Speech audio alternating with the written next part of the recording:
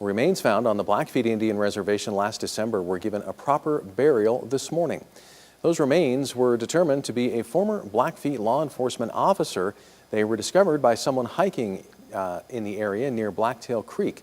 Along with the remains were remnants of a law enforcement uniform.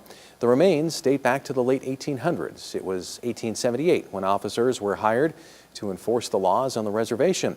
Today, the officer was returned near the site of discovery for a traditional rock cairn burial. Here we are today to lay to rest a man we don't know much about. We aren't sure who he is or who his family is, and we don't know much about his death. Blackfeet Tribal Homeland Security Director Robert DeRozier says the rock cairn burial was very common in the 1800s. The ceremony included a prayer and a eulogy, and it closed with each attendee placing a rock on the burial site. DeRozier says it's likely the remains belonged to a male who was about 6 feet tall.